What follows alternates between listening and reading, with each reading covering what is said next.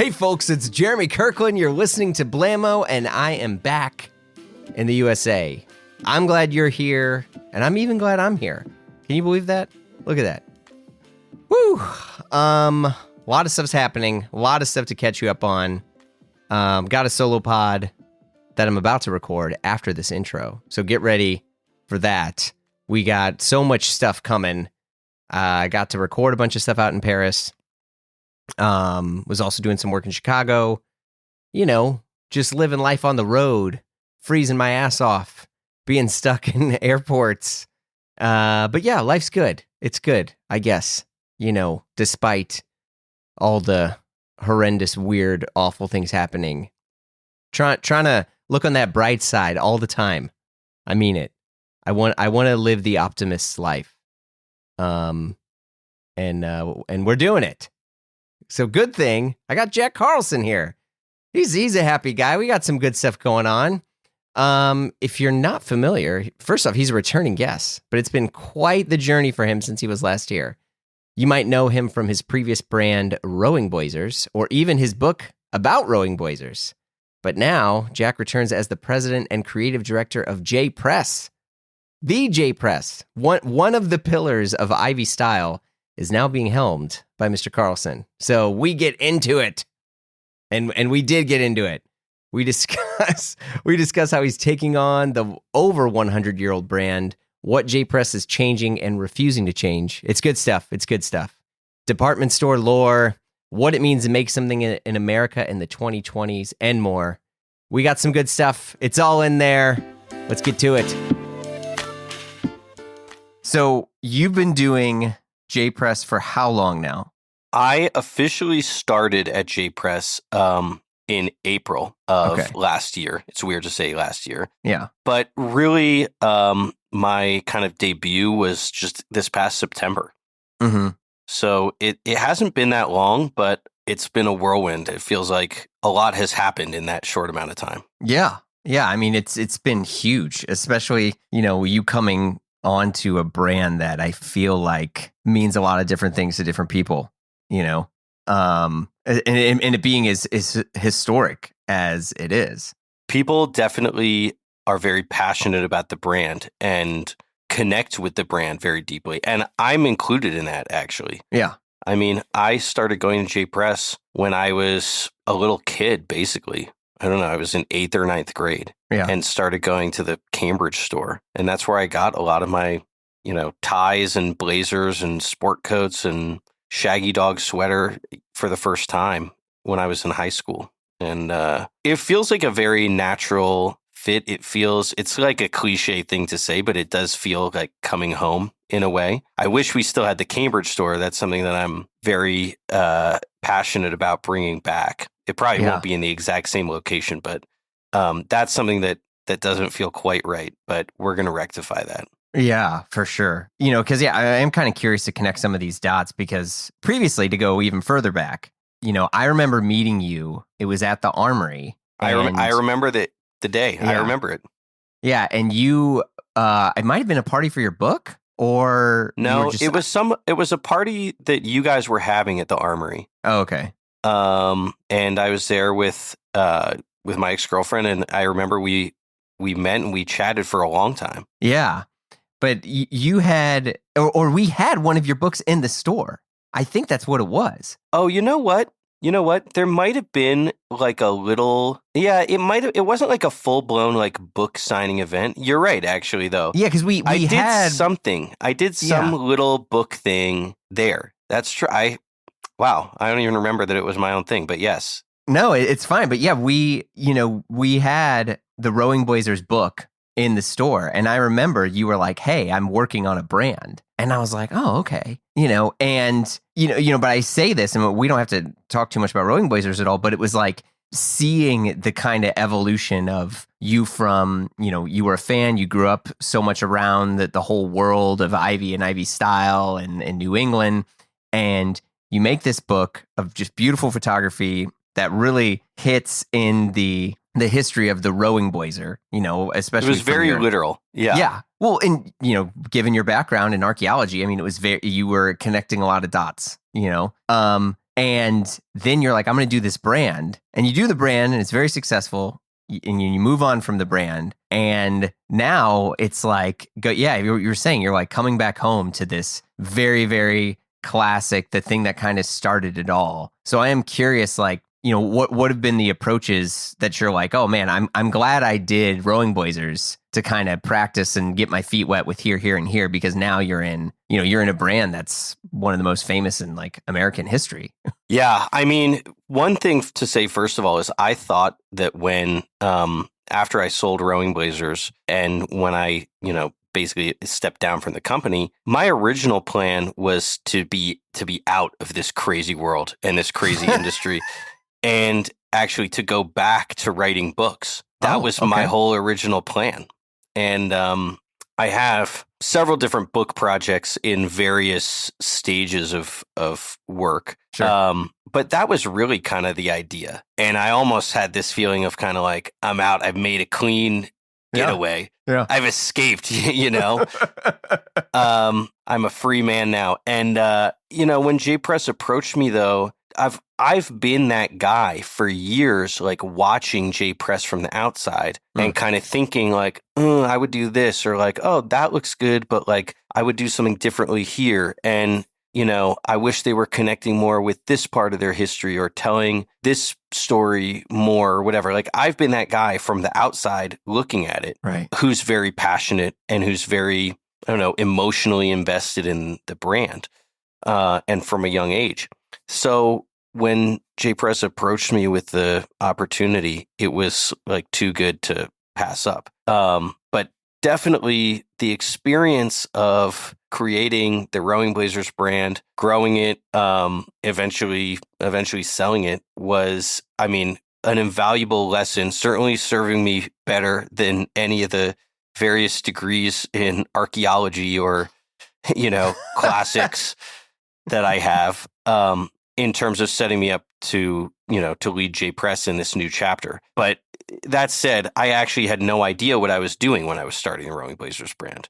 I was very lucky to have a business partner who I think David. Yeah. David Rosenzweig, legend of the industry, first head of menswear at Perry Ellis back when Perry was alive and Perry was quite a big deal. One of the 4 designers on Tommy Hilfiger's billboard. Yeah. And David did many, many other cool things in his career. But I was very fortunate to have David showing me the ropes in an industry that I basically knew nothing about. But even with someone with so much experience, and even with, all of the focus and dedication in the world, there are just so many crazy things about this business that you can never really understand until you just lived it and you've lived through and have the scars to show from some of it, Yeah. No, it's intense. And I think, with something, from my perspective, when Rowing Blazers started, it was new. And of course, right. And you didn't have many things when they start.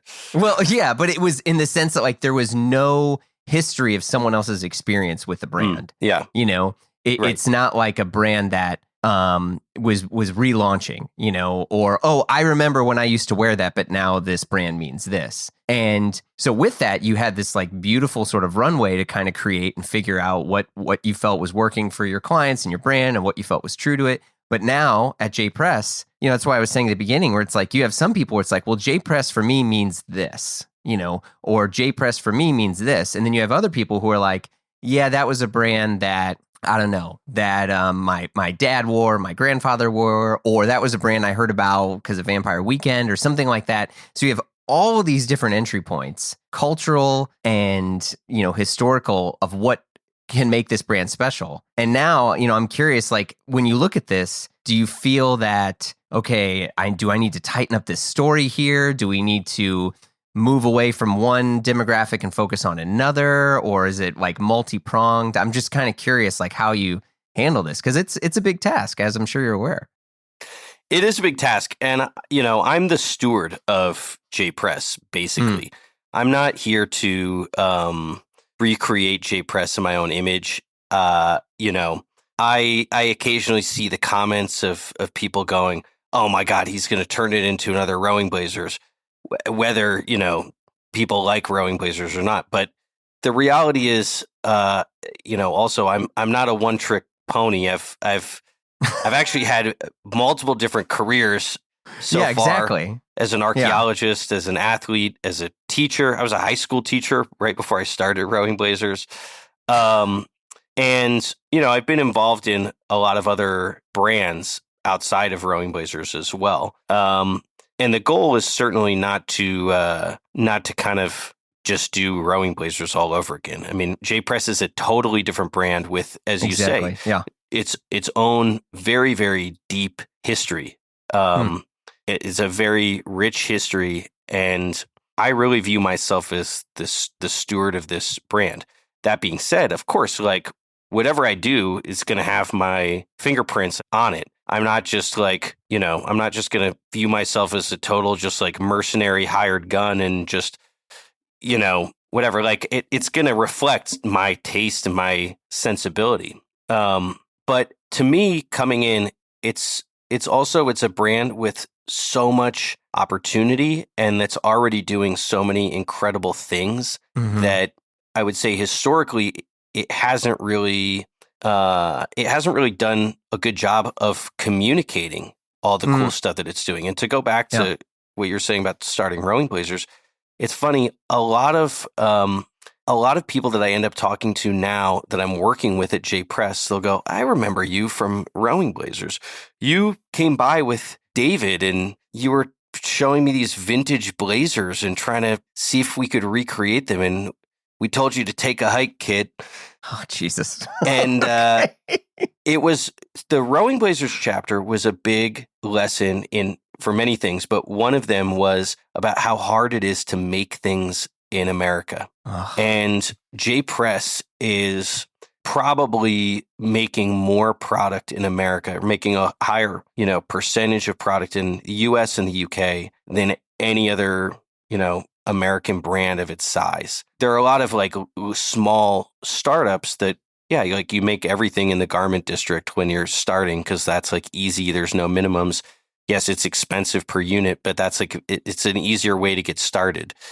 There are not many brands at J-Press's size and scale that are doing so much in the US. And that's one big takeaway for me. And if I hadn't lived that chapter with rowing blazers, I would not have any appreciation for actually how amazing this is. Yeah. And I mean, I can talk about this all day, but like one of my first days at J-Press, I visited our tie factory and I met this guy. And the first thing he said, actually, when I walked in the room, this guy is 96, 97 years old, by the way, is he goes, congratulations, young man. And I said, thank you. He's like congratulating me on my, appointment. Yeah, sure. As president and creative director at J-Press. And he goes, the second thing he says, he goes, I've been making ties for J-Press for over 50 years. Wow. Whoa. I mean, that was like that hit me hard. Yeah. And, I thought to myself, we have to get a film crew in here to hear this guy's story. And I start asking him, well, how did you start making ties and whatever? And he tells me his whole story. He's a Holocaust survivor. He had been in Auschwitz. And he came to this country when he was about 16 years old. It would have been, I guess, in the late 40s. And he started as like an errand boy for a tie store and eventually like learned how to make ties. And this guy has done very well, actually, in his career. He ended up buying the building that the tie factory was in, which is now, I mean, it's in Manhattan. It's worth, I don't even know, tens of millions of dollars. That's even the amazing thing. He shows up every day making ties. Yeah, he's still working. He's 96, 97 years old. He owns buildings in Manhattan. He's making ties for J-Press at like 9 o'clock in the morning on a Wednesday morning. Oh, I love it. I mean, that's what he does. And I actually think like it's important for him to like keep doing that.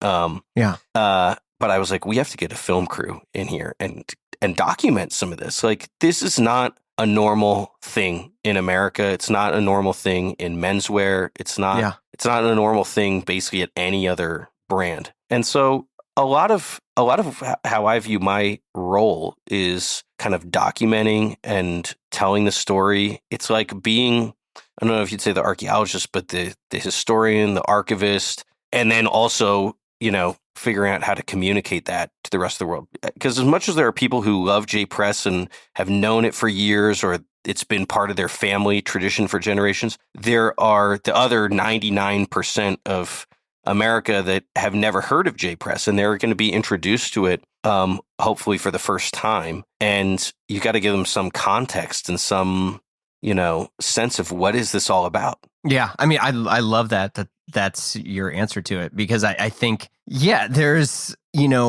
there's a lot of brands. Well, actually, no, I'm going to take that back. There's a handful of brands that are like American institutions, for lack of a better term. And many of them have been very focused on trying to meet a new customer. And in previous cases, that was kind of shedding some of the things that they were known for, really focusing on some type of newer line, a modern brand, whatever that was.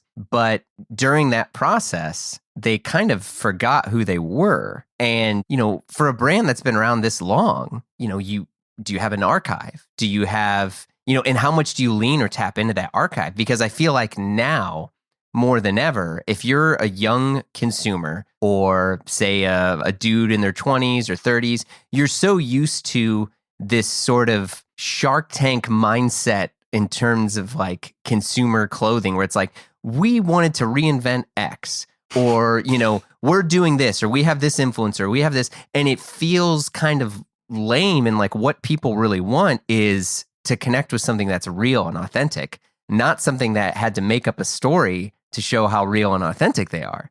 So I feel like, like J-Press is in this beautiful position where they can do that. And also people want that. Like I want to wear a sweater or a pair of chinos that, the design is from the 40s. I mean, I'm trying to buy them as we speak. Look at my eBay safe searches where it's like, I want the old stuff. And knowing that there's a newer brand that can make it the old way, or is still true to, say your peer with your colleague with who's been making ties and, and is in his 90s, where it's like, yeah, dude, that's the stuff that these other brands are just trying to go invent, Yeah, I mean, that was crazy, but it's not even an isolated case in the world of J-Press. I mean, one of the first things I did also is just then go on like a mini tour of I'm still like kind of in the middle of it, but a lot of the rest of our factories, which are in Massachusetts, in the city, in upstate New York, in Georgia, in Pennsylvania, on the West Coast, in Scotland. Oh my God. Way up in the Shetland Islands. Yeah. In England, of course. I was going to go visit the Shetland Islands like a month ago, actually. And the woman who manages our factory there, she emailed me and she was like, I don't think you should come right now. Yeah, tough time right now, weather-wise, to get up there. I was like, oh, come on. Like, I was already going to be in England anyway for a couple days. Yeah. I was like, let me just pop up to Scotland and pop up to the Shetland Islands, and we'll just shoot a quick video. She was like, there's like 4 hours of sunlight at the most. Yeah, right now. It's something like that. I also thought, this is a tangent, but a friend of mine is this guy, Ben Pentreath. He's an architect, designer, interior designer. I'm probably not doing him a justice with that description, but amazing guy who has, done houses for the Prince and Princess of Wales and all this stuff. It was a house in the Orkney Islands. And, he's like, oh, well, you should, if you're ever up in that neck of the woods, like you have to stop by. And so I was like, hey, I might be coming to the Shetland Islands. Should I try to stop by the Orkney Islands? Yeah. While I'm there? He's like, oh, yeah, definitely you should. I was like, how does one go from the Orkney Islands to the Shetland Islands? He's like, you can just take a ferry. I'm like, oh, amazing. And I look it up. In my mind, it's like the Staten Island ferry. Oh, it's like, I don't know, it's like 25 minutes or something. It's 25 hours or something. Holy shit. But anyway, that'll be the next stop on my tour of these factories. I I forget how we got onto this We whole were just thing. talking about like having actual history versus manufactured history. Yeah, I mean, to go back to that for a second, and also to talk a little bit about like my background with Rowing Blazers. When I started Rowing Blazers, first of all, it was very different from what it is now, and it's even since, you know, in the past couple of years since I sold the brand, it's like radically different now from what it was when I was there and when I was, you know, when I was the creative director there. But I started it really as just kind of like my side project and just kind of creative studio to do whatever random stuff I liked and thought was fun. Like, yeah, I love Babar. Let's do some Babar stuff. Yeah. And even then you'd have people being like, what does that have to do with rowing? And be like, well, nothing. Like, rowing is just like, what does this have to do with polo? Or like, it's not supposed to literally be about the sport, you know? This is just kind of my name because it was the name of my book, which, you know, it developed a little bit of a following for my creative studio. J Press is totally different because it does have all this meaning already attached to it. And it is already doing such cool stuff. And to your point about the authenticity, I love your reference, by the way. I saw a sort of parody video the other day where this guy's like, how come every brand right now is like this? And he's like, I forget exactly what it is, but he's like, so one day my brother and I quit our jobs in corporate finance and decided to invent the perfect pair of shorts. And it's like the most just stereotypical. They're Shark Tank pitches. Shark Tank. Exactly. Shark Tank pitches.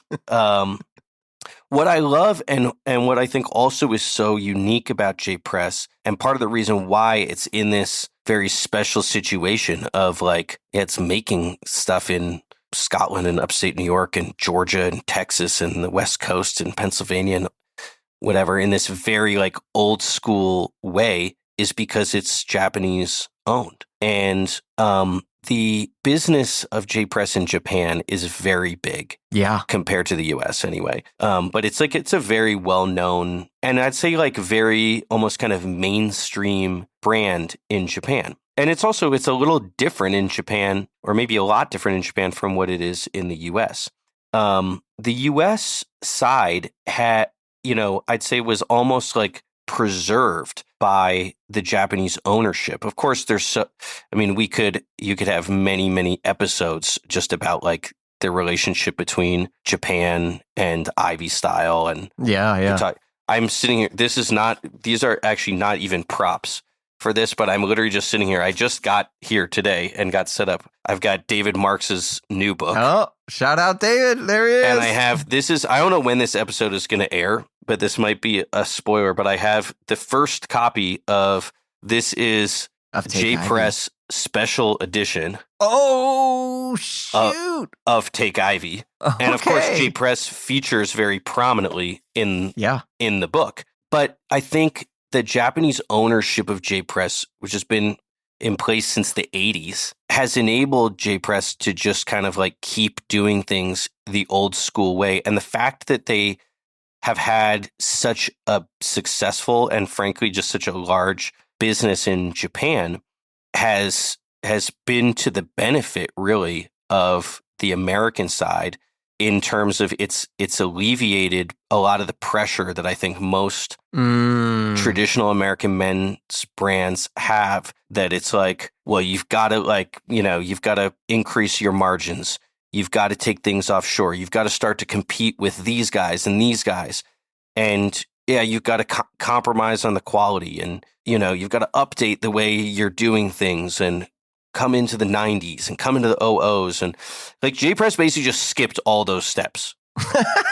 It's true. It's very true. J Press just skipped all those steps. And there are things that are very challenging about that. When I first arrived, the website, it was like a website from the 90s. Or let's say from the 00s. Okay. I had Prodigy, you know, or like AOL dial-up when that website was made. Yeah, it was an AOL keyword.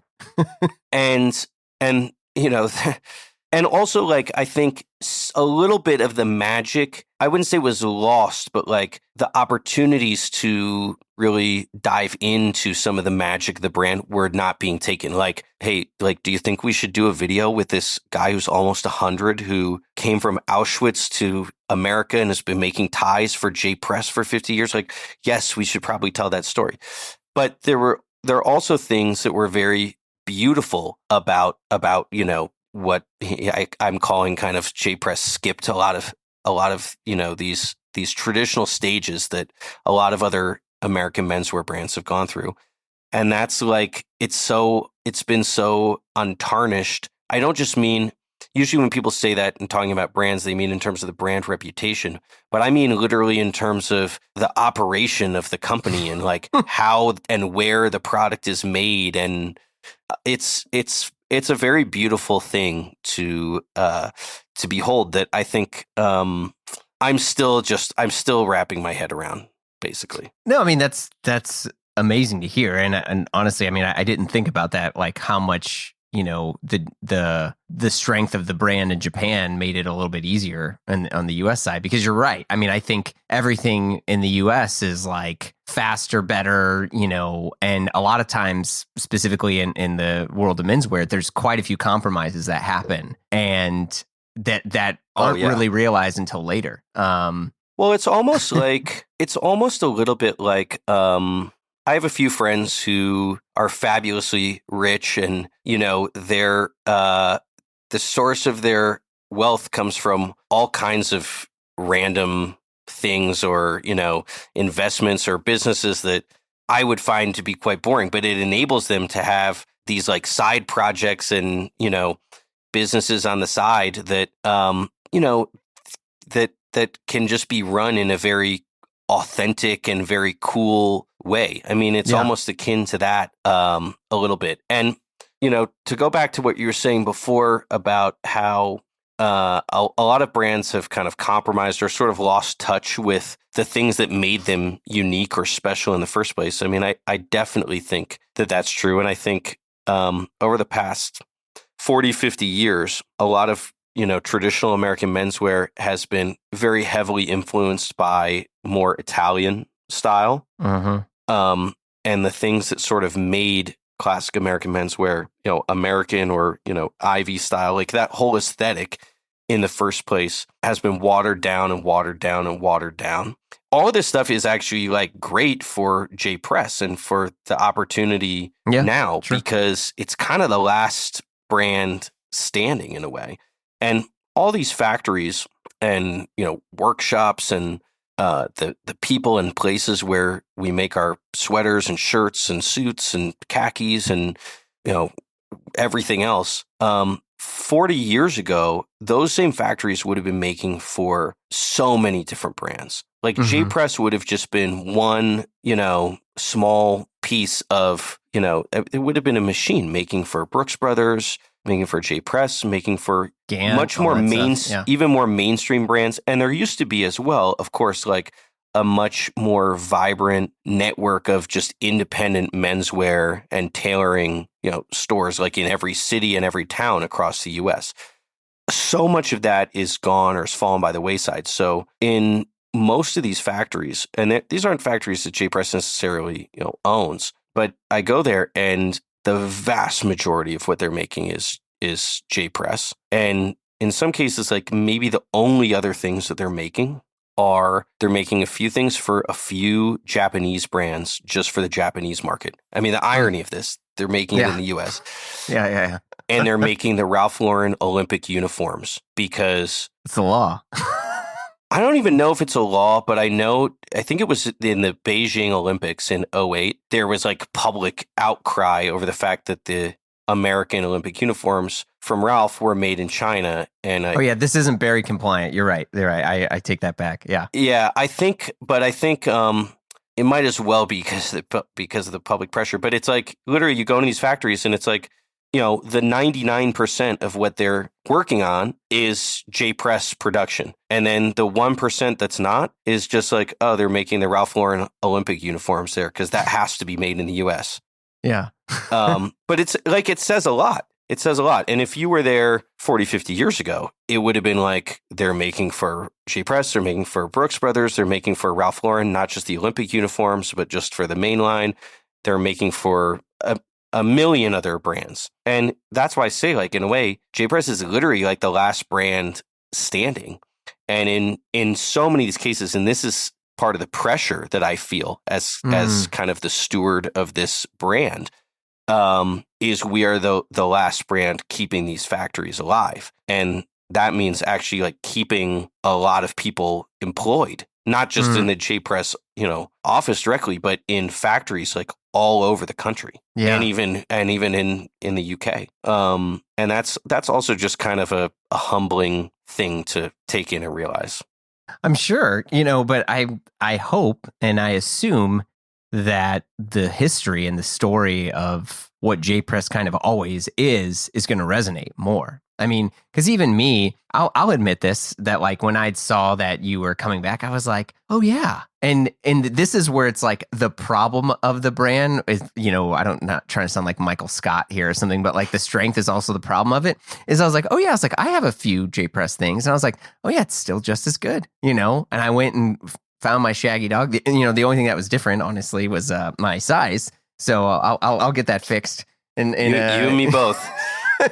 But I was like, oh, like it's, I'm like, why did I forget about this? And I wouldn't even say that like it was purposeful, but this is where some of the like problems where it's like, we're all stuck and glued to our phones and we're all more or less being served, things that people are just paying the Instagram tax for, whether it's like real. And even myself, look, I make some of these things that are out there. Like I get it.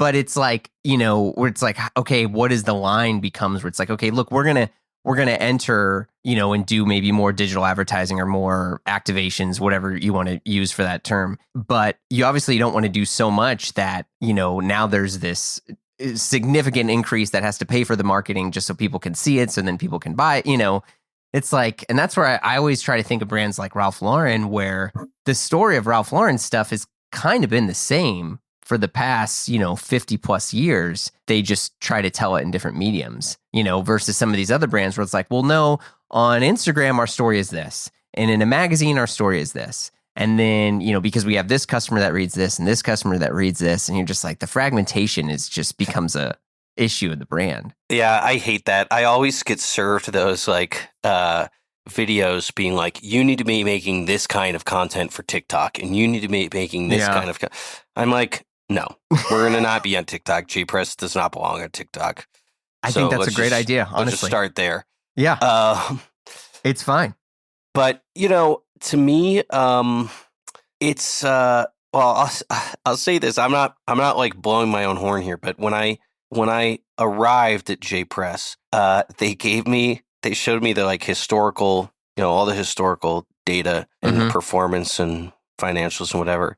And then they're like, okay, and this is your target. I'm like, for what year? They're like, for this year. I'm like, it's already like the middle of this year. Like, and it was like so ambitious that part of me almost was like, I'm being set up here. Like, I don't know who or by how, but it's like, I'm getting set up. Oh God. And then, you know what though? Like we actually, I mean, now we've just passed, into the new year. Yeah. We actually crushed those targets. Oh, it's amazing. Congrats. Like, which were way ambitious. And we didn't do it by doing anything like super weird.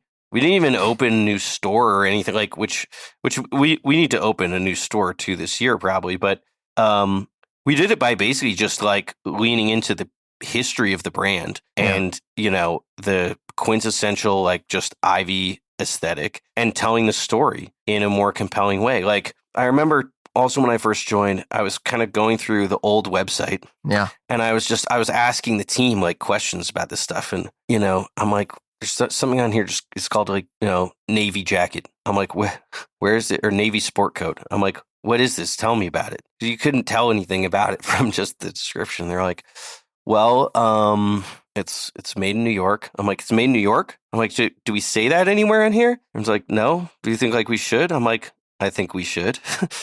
Yeah. And they're like, it's, I don't know. I'm making it up.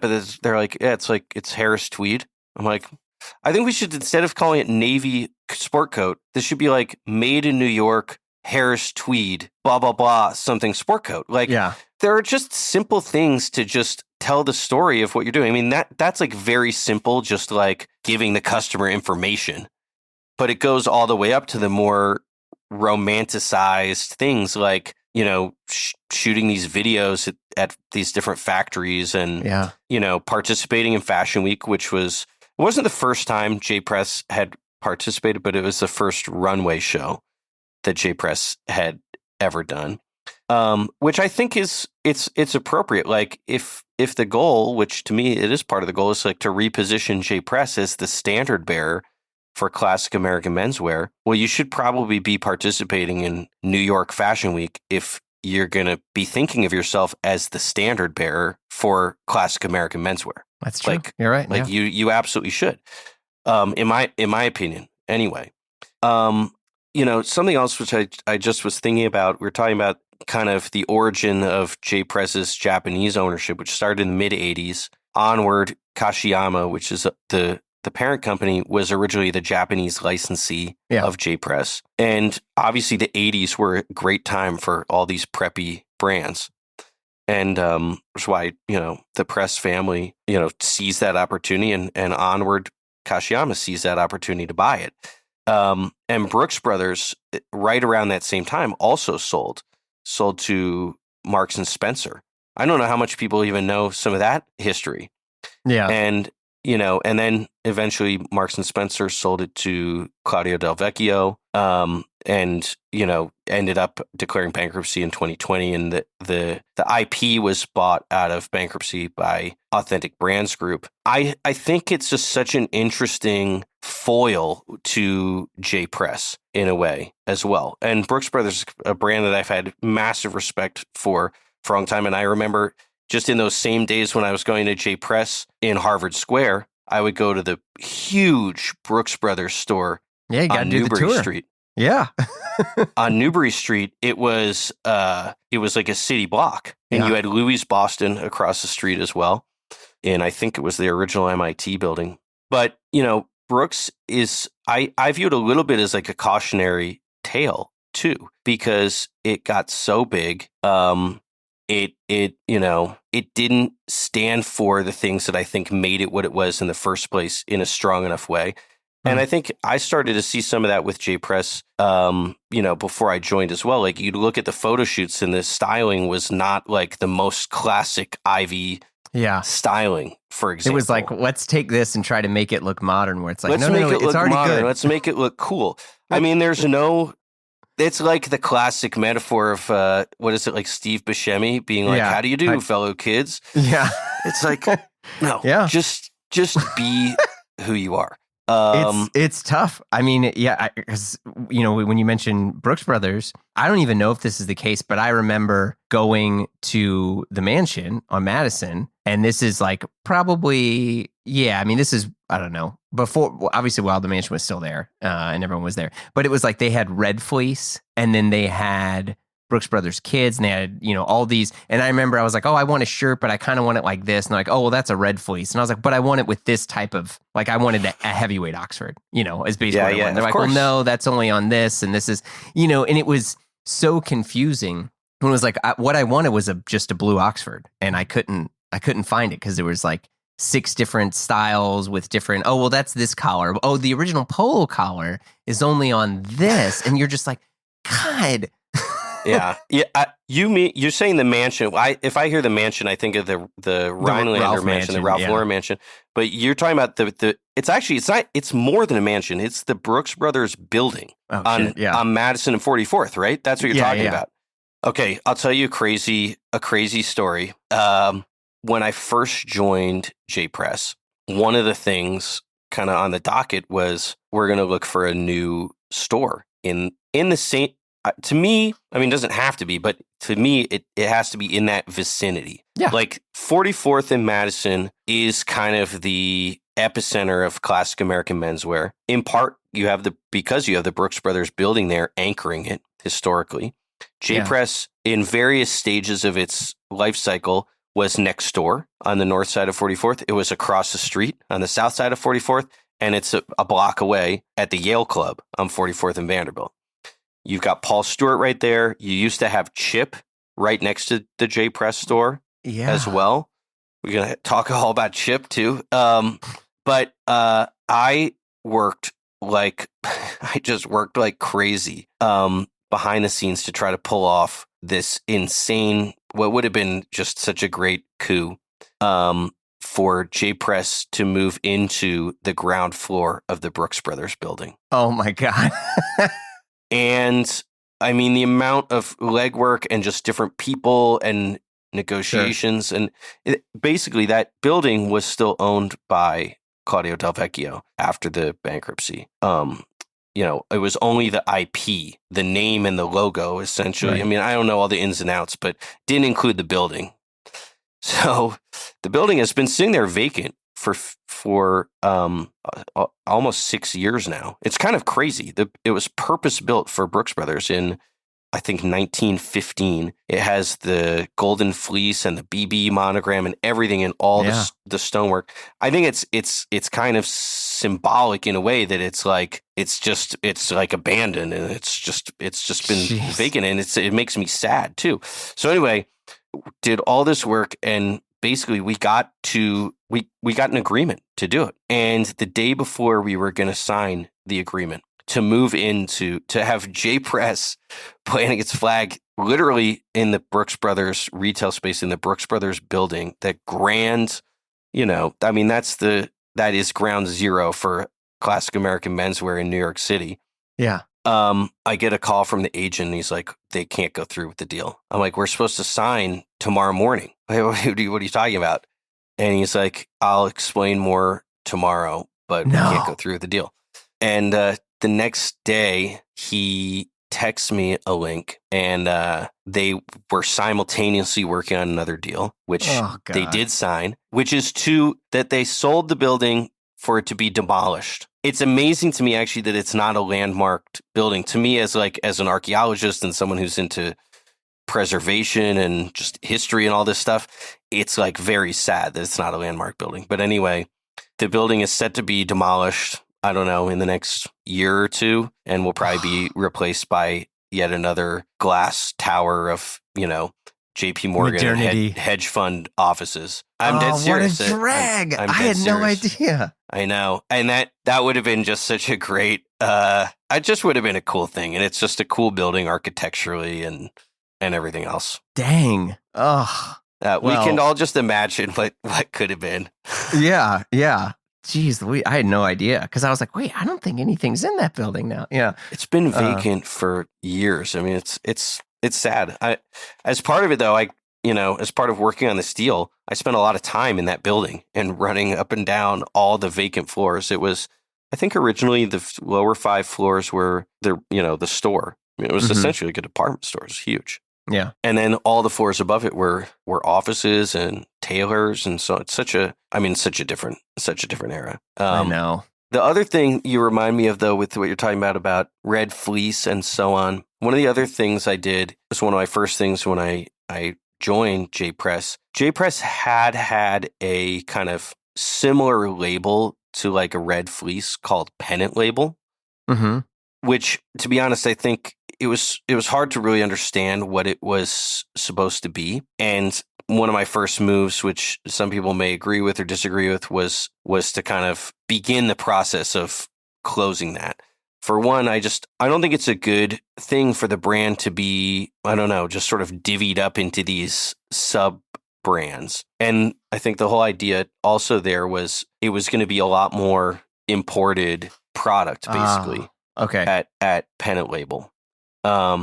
It also, though, was doing some very cool, like, editorial things. Like, the aesthetic of it was really good. But I just found it to be, again, kind of what you said about, like, your experience there with Brooks and Red Fleece. Like, it was just kind of confusing. It was unnecessarily, complicating the customer experience and so on. And, we have our work cut out already just to tell the story of J Press, let alone trying to get people to understand, oh, this is this J Press and this is this other J Press.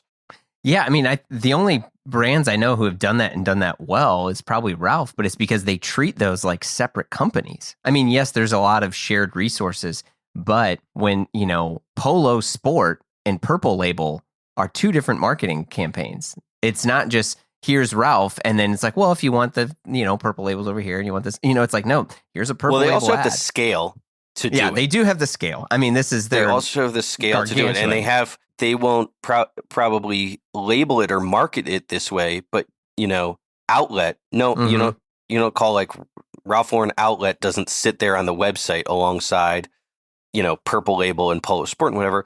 That's like also is an entire brand and business at a huge scale. Oh yeah, unto itself.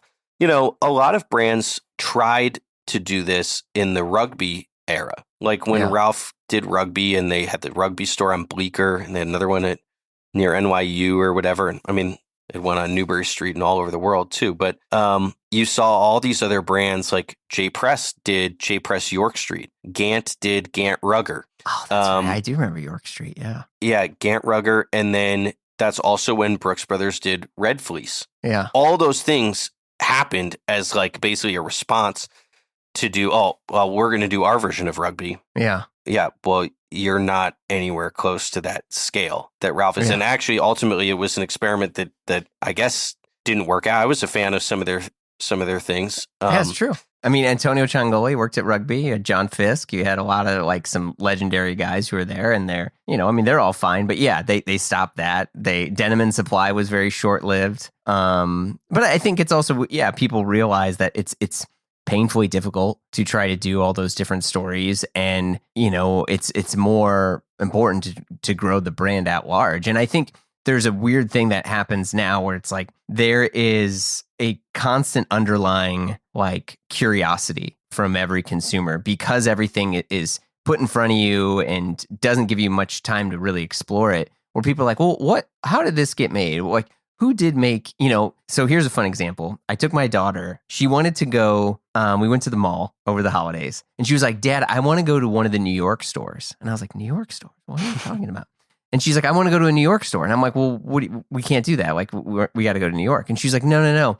And what I realized is she meant a department store because she had just watched a bunch of holiday movies like Miracle on 34th Street and Elf and all these things that take place inside, Home Alone. They take place inside department stores. Yeah. And she wanted to go to Macy's. And so we went to Macy's and she's like, Dad, this store is so awesome because they have so many different things in it. And I was like, okay, all right. That's the first time I've heard that. All right. Well, you know what all this speaks to is the broader cultural nostalgia for like the 90s, the Y2K era. It's like, I mean, maybe this is just me and it could well be, but I feel like the original Home Alone was like popping off this holiday season. Like it really was. Even more. It always does, of course. It always does.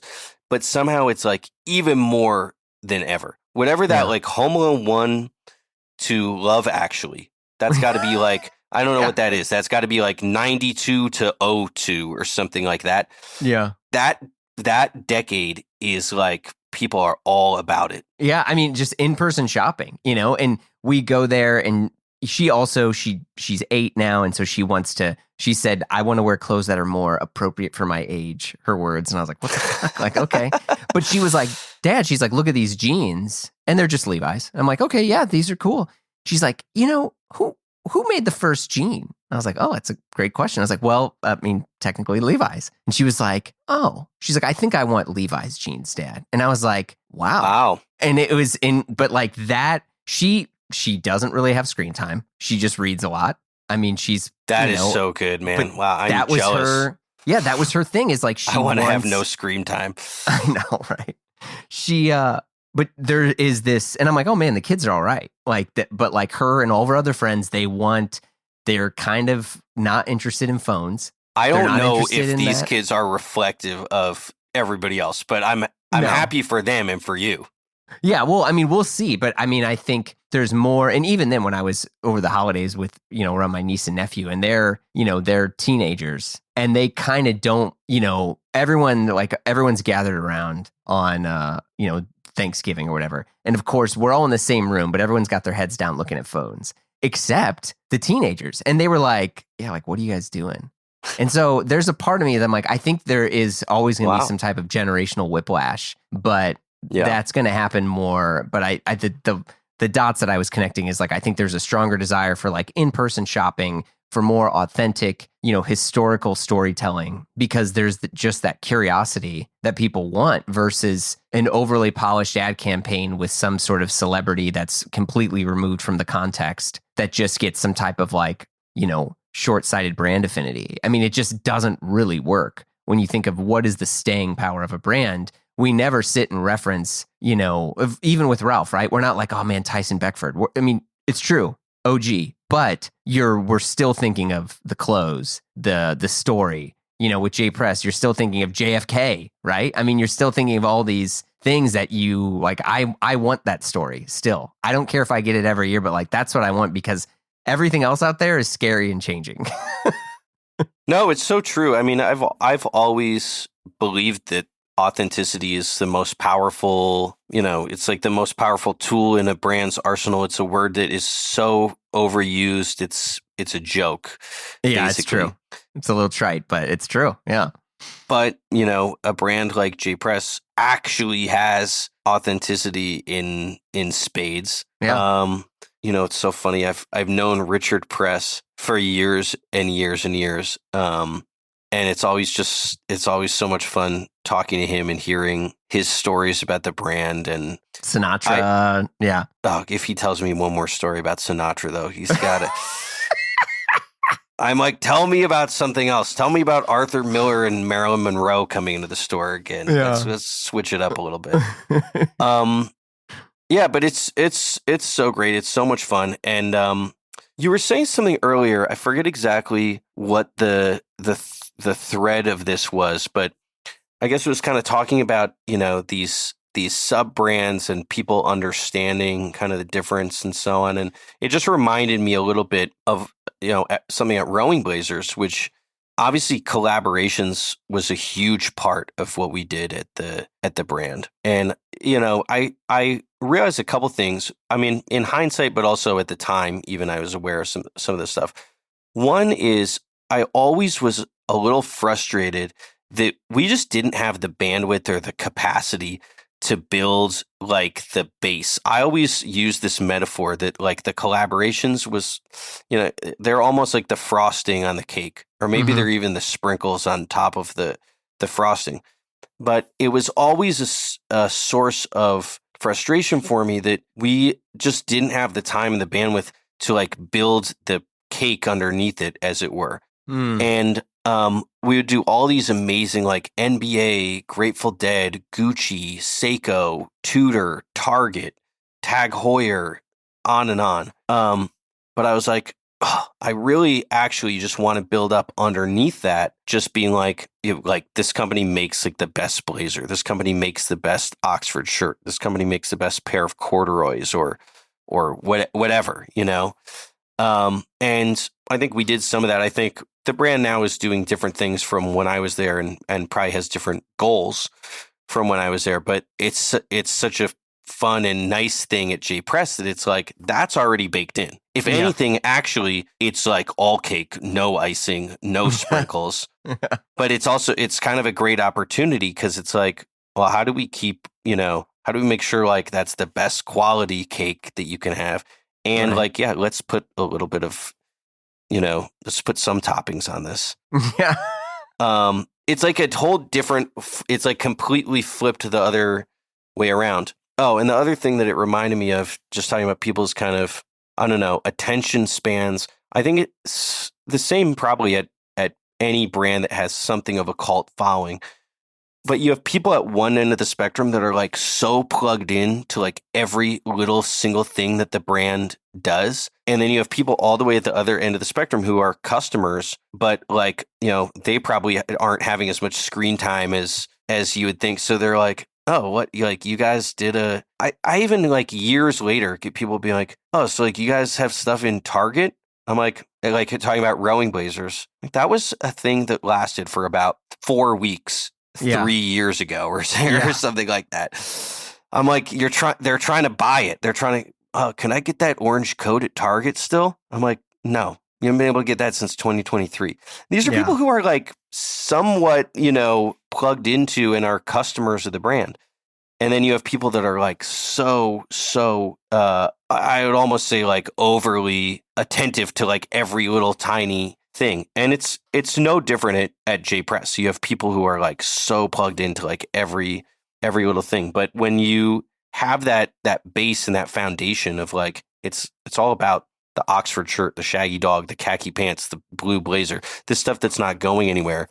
It makes it easier to tell the story. It changes the cadence at which you have to be capturing people's attention, and it changes the way I work too. Like so much of my day and my attention now is working on like things like how can we really perfect the shirt? The collar roll is pretty good. I'll say this openly, like it's not to me the platonic ideal of the OCBD Ivy collar. Yeah. And in my opinion, actually, no one has it right now of what the platonic ideal of it should be. So if anyone should be making the ideal one, it's JPress. So like, let's spend a lot of time and effort and develop that. Yeah. I mean, that's great. And I definitely think that that's going to happen, but you're right. I mean, I think if you're like some sort of CMO, you might come in and be like, no, we're going to alter our story for this because we got to earn that sale. We got to do that. But I think, it almost goes against whatever, stand for business thing is going to throw out there in terms of constantly evolving your story for your audience, where it's like, I kind of feel like not, because they're just so fed up. It's like, no. Like, this is the shirt, this is the cut, and this is it. You can get it in this size or this size. And also like, this is the look. Yeah. Yeah, we're not going to do all these different looks for all these different people. And if it doesn't fit you, enjoy, move on. That's okay. But I think people will want to be in it. I don't know. I do think like, and one of the things that I'm working on is, I think right now we have, when I joined, it was called Classic Fit and Trim Fit for the shirts, for example. Well, the Trim Fit is actually not trim at all, right? What was called the Trim Fit, if you look at other mainstream brands, most brands that are doing a significant business in shirts will have 3 fits. And the JPress Trim Fit was bigger than most brands like middle fit. So I was like, okay, it's almost like a misnomer. One other thing I'm working on, all this stuff takes time too, which is I think the other thing that people maybe don't always appreciate or understand.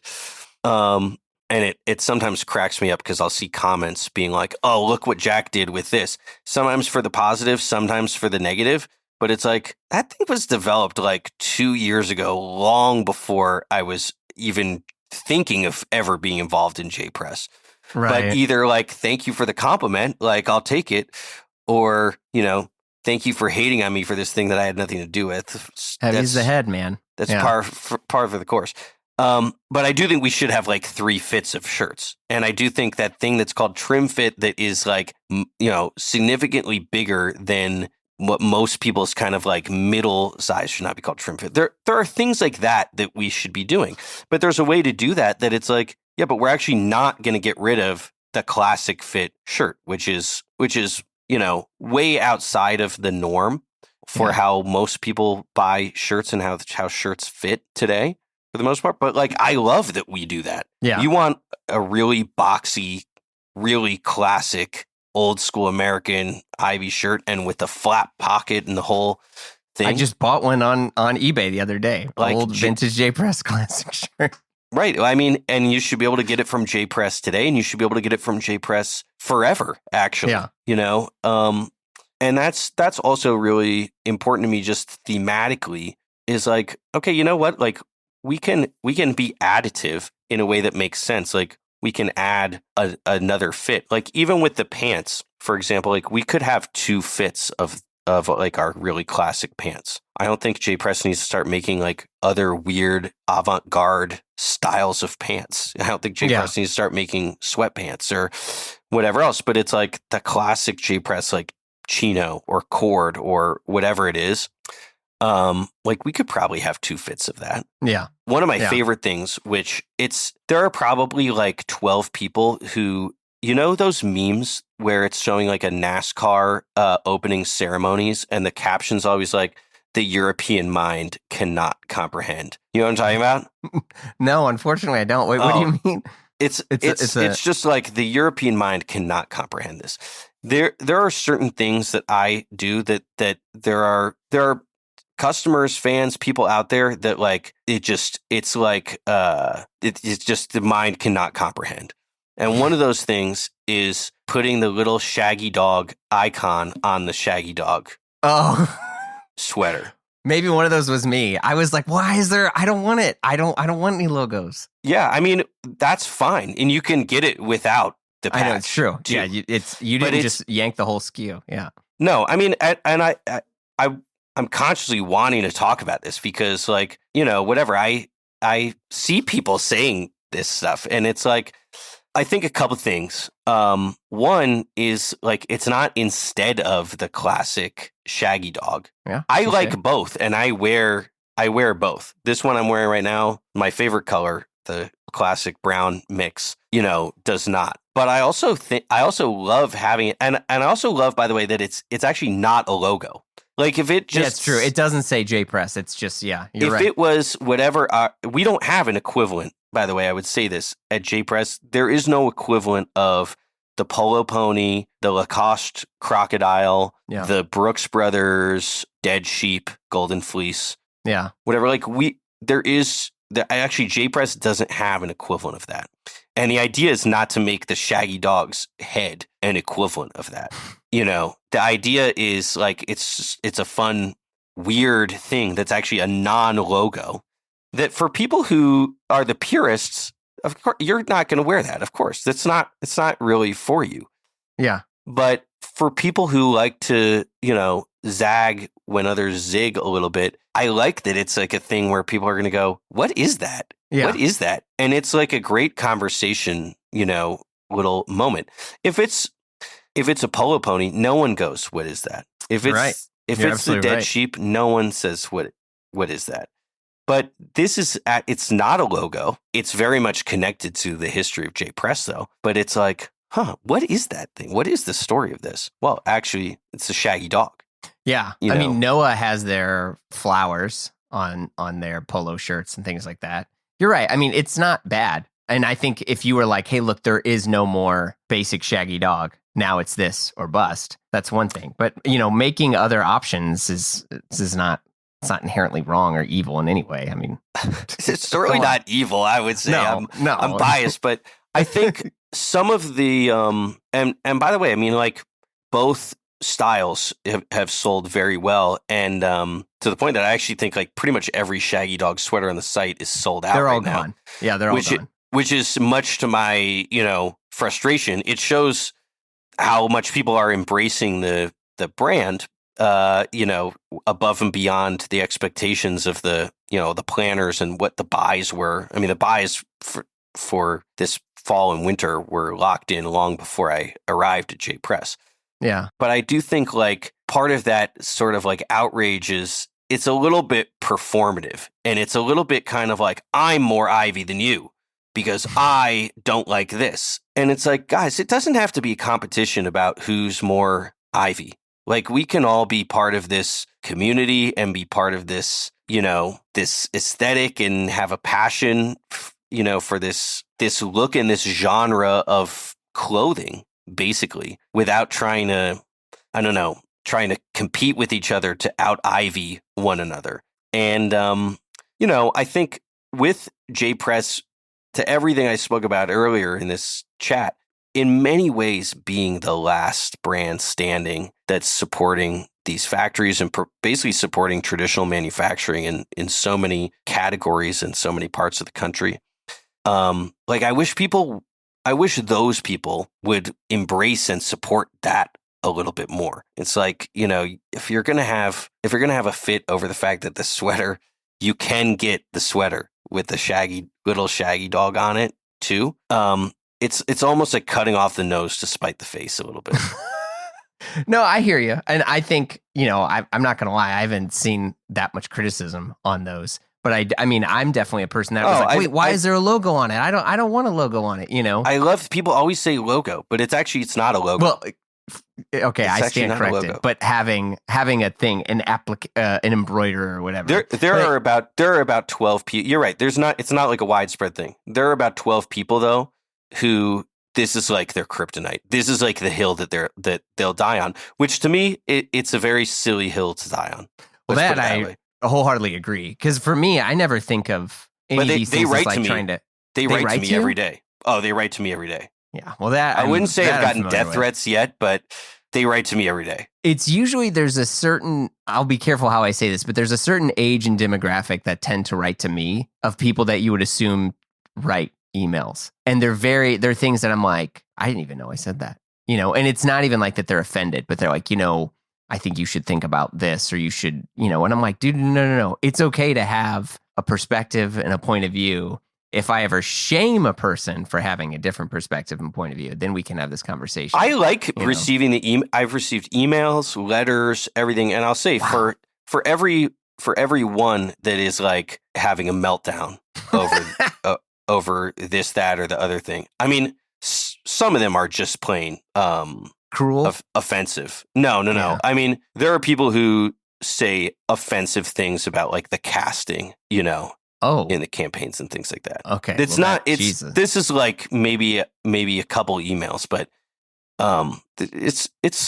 there's some like weird and nasty stuff, but for every one of those, or even the people just like complaining that they don't like the Shaggy dog, little icon, you know, for every one of those, there's dozens that are like, oh, I love this, or, you know, I love that. And they're also very constructive, interesting ideas like that people send, like, oh, like, you know, I mean, I've gotten a lot of people saying, please bring back like the old J-Press collar roll, which, by the way, probably means 50 different things to 50. Yeah, I was going to say, to 50 different people. But it like, I think people should keep those emails and letters coming. I actually love it because it shows me like what people are thinking. And I'm not always going to agree with it. Some that's just like offensive or like racist or whatever, I'm going to just reject. Yeah. Obviously. But the things that are constructive are like, people will say like, oh, look into, there used to be something at J-Press called Reefer Twill. I mean, this is an interesting one, actually. I've had, I don't know. I mean, I get literally inundated, by the way, with emails and physical letters. When I go to the office, there's like stacks of letters, some which are written on a typewriter, which is cool. Like, I love it. That I read and open, but there have been probably, I don't know, a dozen or so of these emails and letters saying, why don't you bring back Reefer Twill? No one in the company knows what Reefer Twill is. So I asked Richard Press, what is Reefer Twill? I mean, you can find it like in the archives. So I looked in the archives, old catalogs, and Japan, which is where the archives are, has a lot of this stuff. But I'm like, let's just go straight to the source. So I talked to Richard Press. It was, I'm going to not get this quite right, but it was basically like they made some blazers or sport coats from, according to Richard, it was a women's dress fabric that was a very like steep twill, basically. And he was like, yeah, we just made up a name. We called it Reefer Twill. And I don't know what opportunistic thing led them to be making these blazers out of women's dress fabric. Yeah. But it sounds like it was one of those happy accidents. I don't think they've made it in many decades. But now it's something that I'm like trying to bring back because that's great. Yeah. Because of these like, you know, 6 random people who are just like, we need the Reefer Twill. Yeah. It's a funny name. It is, because I was like, Reefer Twill. Okay. I'm like, Reefer? And I wonder, like, I don't know. During the 60s or whenever they were doing Reefer Twill, was it supposed to be any kind of reference to like smoking the reefer? Or something? Yeah. I really doubt it, knowing J-Press. But it's a funny name, and it's a fabric that I'm working on trying to figure out how we bring it back, thanks to basically just these like very passionate individuals who write me letters and send me telegrams on a like weekly basis. Oh, that's amazing. Yeah, it is funny how like some stuff gets made. I have these like bespoke pants that I would wear all the time, and people would be like, man, these are so cool. Like, what? I've never seen a fabric like that color. It's like this kind of in between brown and taupe, and like, wow, it's like, and they're like, where do I get that fabric? And I'm like, I don't know. And at one point, I remember talking to it was Salvatore Ambrosi, who of Ambrosi, who made my pants, and I was like, Salva, I was like, where did you get I was like, where does this fabric come from? And he's like, those are curtains. And it was like a heavy wool curtain that people would have. And he's like, oh yeah, he's like, it's great for trousers because it's like nice and heavy. And he's like, but yeah, he told me it was in the Holland and Sherry like upholstery book. So it was like so upholstery fabric for like curtains and couches and stuff. And I was like, I mean, that in and of itself is actually like a concept that is part of Ivy and part of J-Press and part of Chip as well. Yeah. Like using upholstery fabric or fabric that's made for, basically like women's clothes or even scarves or whatever, and using it as linings or using it as shorts or pants or whatever. Like, and that's where, I don't know, that's where you come up with some of the most unique and creative pieces. Yeah. I mean, that's the other thing too, that I hope everyone kind of bears in mind is like, a lot of this stuff was invented along the way. It's not like Ivy style is just like an unchanging thing that like, was created by God thousands of years ago. And it just is what it is. It's like, no, like Richard Press and Paul Winston and, all these people along the way were like, let's embroider lobsters all over those shorts. That's true. For no reason. Yeah. Like, let's just see. Let's just check it out. Yeah. Or like, hey, we have all this leftover madras or tweed or tartan or whatever. Hey, have them cut it into little squares and patch it all together. Yeah. Like, that'll be fun. Or reefer twill. I mean, probably it was like, I don't know, some jobber along the way was like, hey, I have all this women's dress fabric. I'm just going to like throw it away. Do you want it? Yeah. Okay. Like, there you go. And I say that in the spirit of, a brand like J-Press can still be a little bit creative and can still be coming up with it's like not sacrilege to do that. I mean, for as much as, I myself, the irony of so much of this is like, I'm kind of a purist about a lot of this stuff myself in a way. I mean, I think that's why I'm so, comfortable at a place like J-Press. And I can be very, I don't know how you'd put it, but I can be very like rigorous about the styling and making sure that it's as close to what you'd see, in the pages of Take Ivy, or like as close to the way that George Plimpton or William F. Buckley or George Bush Sr. or FDR or JFK would wear this or that as possible. But you can still play a little bit within those lanes. Oh yeah, absolutely. Well, Jack, this was great. This has been a ton of fun, and it was great chatting with you. I'll talk to you soon. Thank you.